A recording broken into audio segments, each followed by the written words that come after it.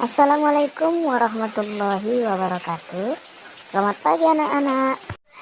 Jika pada pertemuan sebelumnya kita membahas tentang pengertian bangsa dan pengertian negara, serta membahas secara umum mengenai unsur-unsur terbentuknya bangsa dan unsur-unsur terbentuknya negara, maka pada kali ini lebih spesifik kita akan mempelajari tentang unsur-unsur terbentuknya negara. Baiklah, sekarang silahkan perhatikan video berikut ini.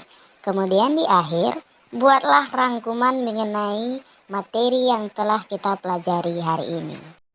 Sebagaimana kita ketahui bersama, bahwa negara dalam Kamus Besar Bahasa Indonesia diartikan sebagai organisasi dalam suatu wilayah yang mempunyai kekuasaan tertinggi yang sah dan ditaati oleh seluruh rakyat. Kemudian selanjutnya perlu kita pahami bersama bahwa unsur-unsur pembentuk negara terbagi menjadi dua. Yang pertama unsur pokok atau disebut dengan unsur konstitutif. Yang kedua unsur tambahan atau yang disebut dengan unsur deklaratif. Adapun yang menjadi unsur pokok berdirinya negara terbagi lagi menjadi tiga bagian. Yang pertama harus ada rakyat, kemudian yang kedua harus ada wilayah, yang ketiga yaitu harus ada pemerintahan yang berdaulat. Selanjutnya, rakyat adalah semua orang yang berada dan berdiam dalam satu negara atau menjadi penghuni negara yang tunduk pada kekuasaan negara yang bersangkutan. Rakyat dibedakan menjadi dua, yaitu penduduk dan bukan penduduk, serta warga negara dan bukan warga negara.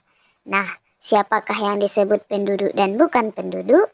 Siapa pulakah yang disebut warga negara dan bukan warga negara? Rakyat dikategorikan sebagai penduduk apabila bertempat tinggal atau mendiami satu wilayah negara dalam jangka waktu yang cukup lama. Kemudian disebut bukan penduduk apabila bertempat tinggal atau mendiami satu wilayah negara untuk sementara waktu, misalnya wisatawan. Kemudian rakyat disebut warga negara apabila seseorang berdasarkan hukum diakui merupakan anggota dari wilayah negara yang bersangkutan dengan memiliki status kewarganegaraan asli maupun keturunan asing.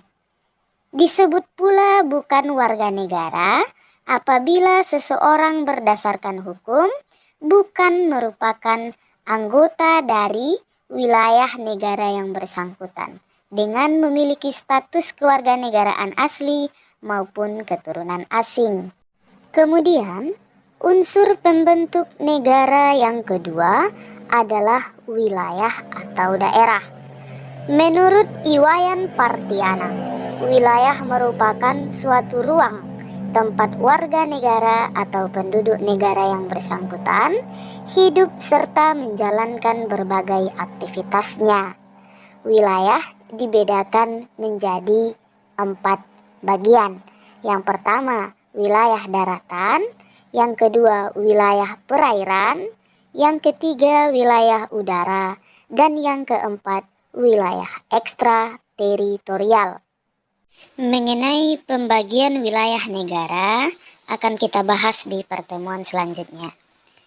Kemudian unsur pokok yang ketiga dalam berdirinya satu negara adalah pemerintahan yang berdaulat. Pemerintahan yang berdaulat berfungsi untuk menyelenggarakan tugas kenegaraan demi tercapainya tujuan nasional. Nah, selesai untuk pembahasan unsur pokok berdirinya satu negara. Perlu digarisbawahi bahwa unsur pokok harus ada ketika negara didirikan.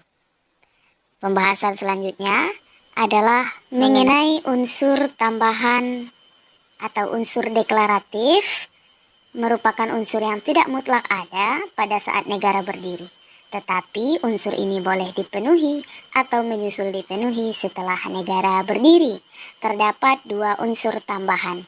Yang pertama, pengakuan dari negara lain secara de facto, yaitu pengakuan yang berdasarkan kenyataan yang ada atau fakta yang sungguh-sungguh nyata tentang berdirinya negara.